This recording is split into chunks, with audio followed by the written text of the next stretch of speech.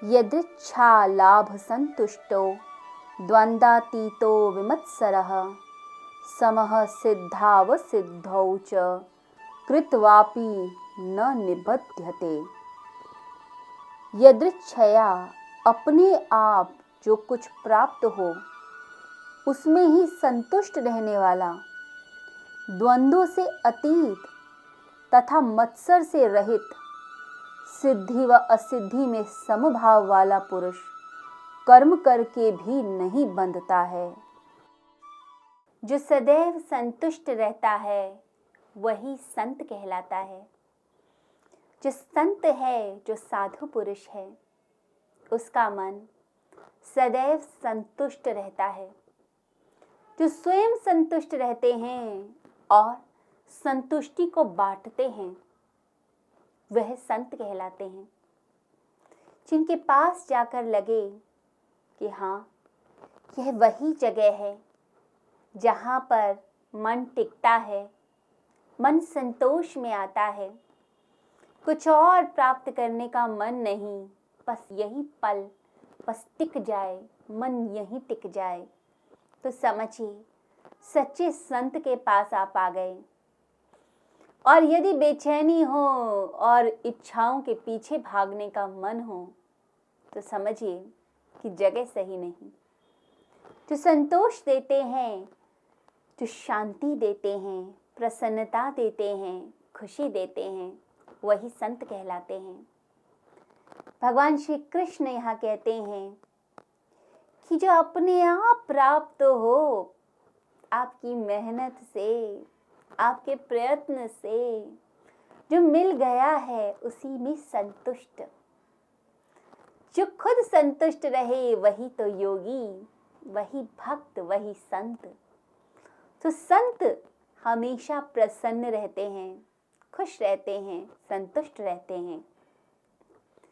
कहते हैं संत तुकाराम एक बहुत उच्च कोटि के संत, हमेशा प्रसन्न रहने वाले, खुश रहने वाले, विट्ठल की, परमात्मा की भक्ति करते, विट्ठल विट्ठल कहते, मन परमात्मा में ही रमा हुआ महाराष्ट्र के संत खड़े होकर गीत गाते हुए, झूमते हुए भगवान की कथा कहते, गाते थे, गुनगुनाते थे, हमेशा प्रसन्न, हमेशा संतुष्ट, कुछ और मन में आता नहीं, कोई भाव आते ही नहीं, और भाव आए भी कैसे। जिसका मन परमात्मा में रम गया वही तो योगी है, वही संत है। तो ऐसे संत थे जो भगवान में रमे हुए, भगवान की भक्ति करते हुए कुछ और ना सोचता, दिन रात भगवान की भक्ति करते। और इसी कारण कभी कभी उनकी पत्नी उनसे रुष्ट हो जाती, उनसे नाराज हो जाती कि कभी घर का भी ध्यान करो, सारा दिन परमात्मा की याद में रहते हो। एक दिन की बात है कि कुछ वैष्णव उनके घर आए। वहां वह वेट कर रहे थे संत तुकाराम की। तो संत तुकाराम किसी कथा में गए हुए थे। किसी किसान ने बुलाया हुआ था कि आप आएं, पवित्र करें हमारे घर को, कथा करें, भगवान की, भगवान श्री कृष्ण की कथा कीजिए, जो खुद रस के स्वामी हैं, ऐसे भगवान श्री कृष्ण, उनके बारे में बताइए। तो संत तुकाराम पहुंच गए।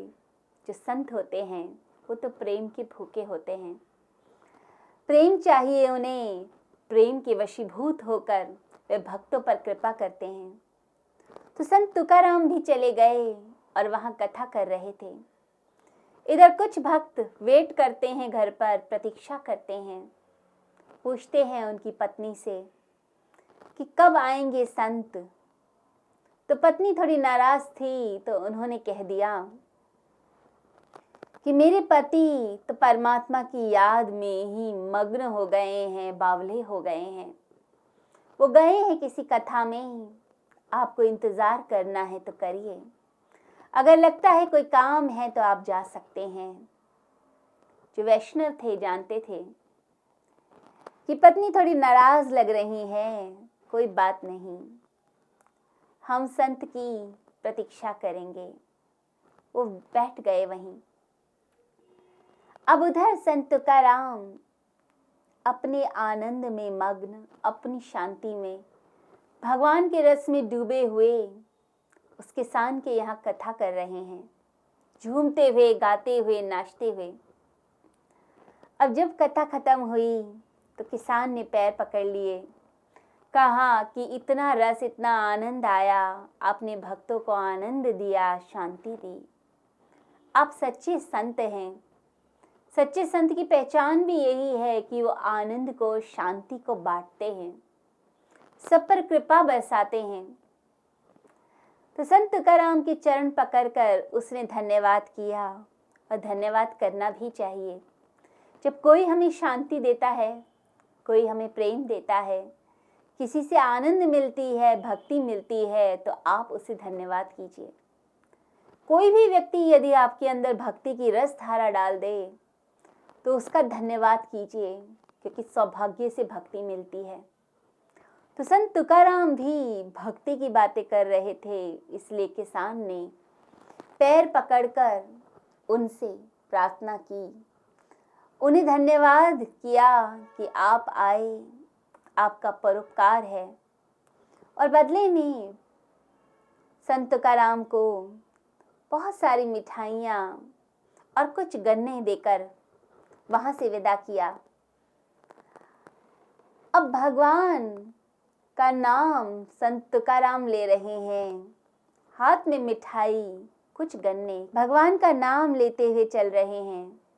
रास्ते में लोग मिले और बोलते हैं, जय श्री कृष्ण, जय श्री कृष्ण।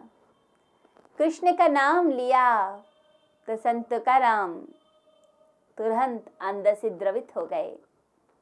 उन्होंने कुछ मिठाई ली और अपने भक्तों को दे दी। जैसे जैसे वह चलते गए आगे, वे भक्तों को मिठाइयाँ बांटते चले गए। जो कुछ कथा में मिला सब कुछ बांट दिया। अब कथा में कुछ लोग जो आए थे, उनमें से एक दो लोग उनकी पत्नी के पास भी पहुंचे थे। उन्होंने संत तुकाराम की पत्नी को संदेश दिया कि किसान ने बहुत सारी मिठाइयाँ और बहुत सारे गन्ने संत तुकाराम को दिए हैं, आप ज़रूर अपने बच्चों को खिलाइएगा। तो पत्नी को प्रसन्नता हुई कि चलो, पति को कुछ तो ध्यान आया अपने बच्चों के बारे में, कुछ तो सोचा। तो खुश थी कि मिठाइयाँ आएंगी, गन्ने आएंगे। तो वेट कर रही थी संत का। परंतु संत तो होते ही भोले भाले हैं, अपने आप में संतुष्ट होते हैं, अपनी आत्मा में संतुष्ट। अब उन्हें ध्यान ही नहीं, भान ही नहीं क्या हो रहा है। उन्होंने सब कुछ बांट दिया, बस हाथ में एक गन्ना ही बच गया। अब जब घर पहुंचे तो पत्नी देखती है कि हाथ तो खाली हैं, कुछ भी नहीं है हाथ में। एक गन्ना, सिर्फ एक गन्ना लेकर आए हैं। तो क्रोधित हो गई और संत तुकाराम से झगड़ा करने लगी। कहने लगी कि कुछ तो ध्यान रखो बच्चों का, सब कुछ बांट कर आ गए, एक गन्ना ही है हाथ में, क्या करूं मैं इसका। तो संत भी मुस्कुरा उठे और कहने लगे, तुम तो जानती ही हो कि परमात्मा की भक्ति में मैं दीवाना हो जाता हूँ। जब कोई जय श्री कृष्ण कहता है तो बस कृष्ण का चेहरा, उन्हीं का चेहरा याद आने लगता है और कुछ नहीं सूझता मुझे, बस एक गन्ना बचा है। तो पत्नी ने गुस्से में उस गन्ने को जोर से पटका और जैसे ही पटका, गन्ने के दो टुकड़े हो गए। अब संत फिर भी अपनी शांति में, फिर भी अपनी संतुष्टि में विचलित नहीं हुए। मन में यही भाव कि हे परमेश्वर, मैंने तेरे चरण पकड़े हुए हैं, मैं तुझे छोड़कर कहीं भी नहीं जा सकता, कहाँ जाऊंगा। यह जन्म तो तेरे लिए है, अब तेरा नाम लेकर कोई मुझे लूटता भी है तो लूट ले। तेरा नाम लेकर कोई अपमानित करता है तो अपमानित कर ले। अब तो मैं तेरा ही हो गया। तो मन में कोई द्वेष भाव नहीं, मन में अच्छी बातें। फिर भी पत्नी के क्रोध पर बोले कि तुम कितनी अच्छी हो। मैं तो सोचता था कि एक गन्ना बचा है, इसके 2 टुकड़े कर देता हूँ, एक टुकड़ा तुम ले लेना, एक मैं ले लूँगा। तुम मेरे मन की बात कैसे जान लेती हो, तुमने इसके 2 टुकड़े कर दिए। तो पत्नी ने जब ये बातें सुनी तो उसको रियलाइज हुआ क्रोध करने से कोई फायदा नहीं। यह संत हैं, ये अपने आप में ही संतुष्ट हैं, ये अपनी भावना में रहते हैं, इन्हें भान ही नहीं है इस जगत का, इस जगत से ऊपर हैं। तो वो भी मुस्कुरा उठी, उसे संत से माफ़ी मांग ली और कहा कि आप अपनी संतुष्टि में और अपने आनंद में रहिए, मैं आपको डिस्टर्ब नहीं करूँगी। तो संत तुकाराम अपनी मस्ती में, अपनी संतुष्टि में आगे जीते रहे। तो संत होते ही ऐसे हैं, वो संतुष्ट रहते हैं और यही संतुष्टि वह चाहते हैं कि जीव मात्र अपनी जिंदगी में लेकर आए। यदि हमारी जिंदगी में संतुष्टि नहीं, संतोष नहीं, यदि हम हर समय डिससेटिस्फाइड हैं, खुशी नहीं है, कोई सेटिस्फेक्शन नहीं है, तो ऐसी जिंदगी का क्या फायदा। हम महल बना लें, धन एकत्रित कर लें, चीजें बना लें, क्या फायदा यदि खुशी नहीं। फिर भी लगता है कुछ चाहिए, तो ऐसे जीवन का क्या फायदा जो चीजों में ही भाग रहा है। जहाँ है वहीं रहकर खुशियां मनाइए। भगवान श्री कृष्ण की गीता हमें क्या समझाती है, यह श्लोक क्या समझाता है। यह श्लोक कहता है जो अपने आप में संतुष्ट है, जो मिल गया, जो कृपा से मिला, उसमें खुश रहना सीखिए। यदि आप और मिल जाए इसके चक्कर में रहेंगे तो जब बहुत कुछ आएगा तब तक तो उम्र ही निकल जाएगी। कब भोगेंगे, कब आनंद मनाएंगे। जो है जैसा है उसी में खुश रहना सीखिए। लोग क्या करते हैं, जो नहीं मिला उसके ख्वाब बुनते हैं, परंतु जो है उसके लिए नहीं सोचते, अपने भीतर की संतुष्टि को नहीं खोजते। आंखें वहां देखती हैं जो चीज नहीं मिल रही, जीभ वहीं जाकर अटकती है जहां खालीपन है, जहां दांत नहीं है, जीभ वहीं बार बार जाती है उस जगह को भरने। जो नहीं मिला वो जरूर चाहिए। जिंदगी में जो कमी रह गई बस उसी पर ध्यान, उसी के लिए रोना पीटना। सारे संसार की मुसीबत यही है। जिनके पास धन है वो प्रेम के लिए तरस रहे हैं और जिनके पास प्रेम है वो धन के लिए तरस रहे हैं। सभी की जिंदगी ऐसी है, कुछ न कुछ कमी सबके जीवन में है, परंतु उस कमी को एक्सेप्ट करके संतुष्टि के साथ जीवन जिए। जो नहीं बार बार आंखें उन्हें देखेंगी, उस चीज को देखेंगी तो रोएंगी। रोना नहीं है, प्रसन्नता से सिर उठाकर जीना है। और यदि सिर उठाकर जीवन जीना आ गया तो समझिए भगवान श्री कृष्ण की गीता आपको समझ आ गई। कृष्ण कभी नहीं कहते कि निराश हो, कृष्ण कहते हैं आशान्वित हो। परंतु जो है उसमें खुशियां तो मनाओ, क्यों रोते रहते हो। कई लोगों की आदत है जो नहीं मिला उसके लिए रोते ही रहते हैं, उससे कुछ नहीं मिलने वाला। जो है उसमें खुशियां मना लीजिए।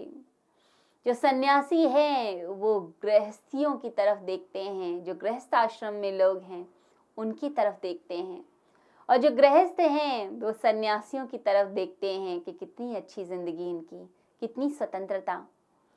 तो मनुष्य जहाँ है वहाँ कभी खुश नहीं है, वो कुछ और ही चाहता है, और वो कुछ मिल भी जाए तो भी क्या प्रसन्न है।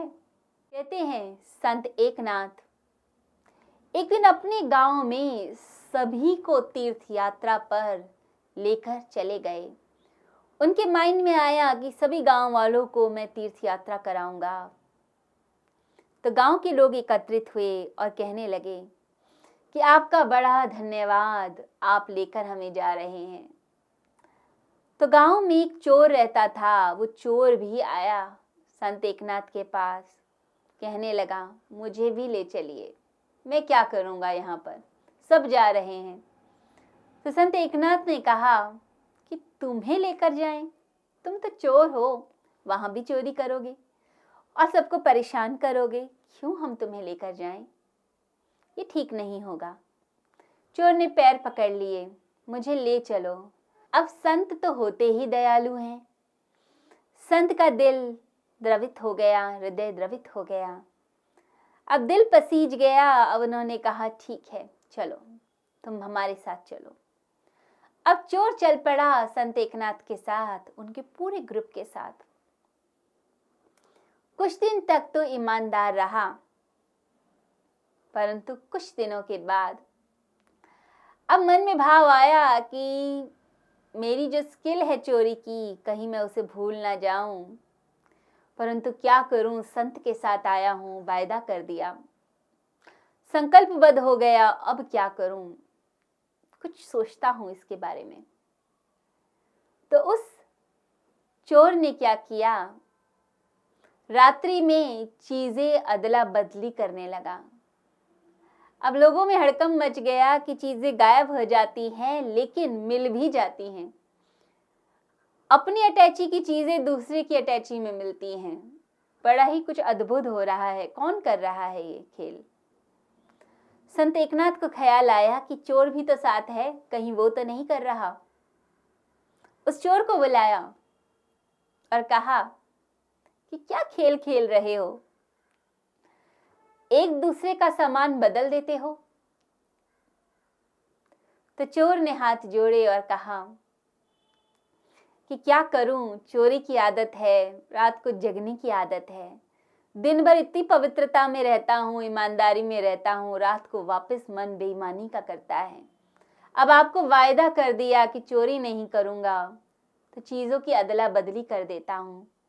अब वापस जाना है, दोबारा चोरियां करनी है, कहीं भूल गया तो परेशानी हो जाएगी मुझे, आप दया कीजिए। वैसे भी किसी की चीज गायब नहीं होती, ज्यादातर मौकों पर मैं ही बता देता हूं कि बिस्तर के नीचे है या कहीं पर छुपी हुई है, आप दया कीजिए। अब संत एकनाथ हैरान हो गए उस चोर की इस हरकत पर। मनुष्य का भी तो यही हाल है, दिन में जो काम नहीं हो पाते रात्रि में करते हैं, क्योंकि मन तो डोलेगा, अपनी चीजें पूरी करेगा। आप दिन में उपवास करके बैठे हैं तो रात को तो सपने आएंगे भोजन के, क्यों नहीं आएंगे। आप दिन भर भक्ति कर रहे हैं तो रात्रि में मन में संसार तो आना ही आना है। चीजें बदलती हैं इस संसार की, क्योंकि ड्युअलिटी है, द्वंद है, और यही द्वंद परेशानी का कारण है। जब ये द्वंद हट जाता है, ड्युअलिटी हट जाती है, तभी मनुष्य एक हो पाता है। इस सुख दुख से, रात दिन से सबके परे जाना है। ये पूरा संसार ध्रुवीय है, पॉजिटिव नेगेटिव सब जगह हैं, परंतु जो द्वंद्वातीत है, इन दोनों के बाहर जो थर्ड पॉइंट पे है, वही सफल है, वही योगी है। वही मनुष्य जानता है कि सुख आएगा मेरे ऊपर से गुजर जाएगा, दुख आएगा मेरे ऊपर से गुजर जाएगा, सक्सेस आती है मेरे ऊपर से गुजरती है, फेलियर मेरे ऊपर से गुजरता है। कुछ भी टिकता नहीं, कुछ टिक नहीं सकता।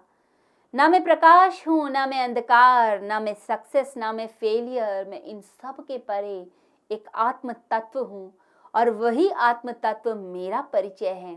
मैं उसी में जीता हूँ और वही मेरी सही पहचान है। तो परमात्मा कहते हैं जो संतुष्ट है और जो द्वंद्वातीत है वही योगी है, और वैसे ही जिंदगी हम सबको भी बितानी है।